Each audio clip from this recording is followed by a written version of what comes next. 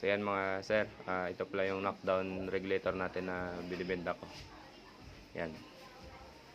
So ganito siya ka-consistent. Bali na sa 1800 sobra na sa 1840 PSI. Yan. Release natin yung hangin. Yan. Sa 18. So isa pa. Yan, 18 pa rin.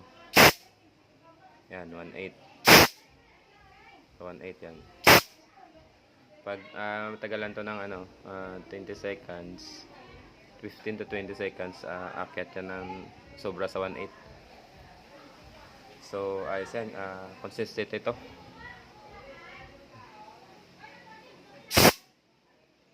So yan. And then ganito yung yung knockdown. Ganito yung paggamit. Yan. Bali luwagan mo lang distansya ng ganyan, nasa 1.5 mm para mag-lock, para magsarado yung yung one-way valve ng knockdown. And then pag release ng hangin sa receiver ay putok lang. Bali halimbawa receiver ito, release lang na hangin. Yan. So ayan. Wala nang hangin, wala na din dito hangin. Yan. Yan. So bali ibalik natin. Yan. Bali pag mag-release kayo ng hangin sa receiver, huwag nyong kalasin ng buo. Tapos pagkatapos dito baklasin, release yung hangin. Hindi yan advisable kasi may maliit na material dito. Yan, yung kita nyo sa loob. Tumatalsik yan pag walang pag hindi sarado dito. And then nirelease mo yung hangin sa receiver mo. Bali yung pag-release ng hangin, kagaya nung una, lang.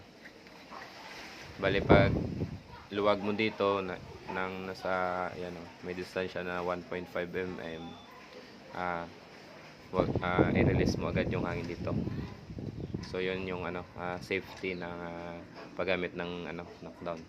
So balik natin, and then lang to, higpitan mo lang yan. Pag pumutok, pag na to, lumabas yung hangin dito, okay na yan. Then higpitan lang hanggang sa mag-stop.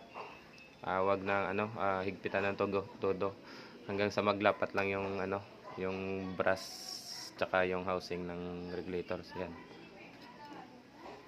So ito yung output. Ayan nasa 1.8. Yan, 1.8. Release natin hangin. Yan, 1.8 pa rin. Yan. Okay na, goods na.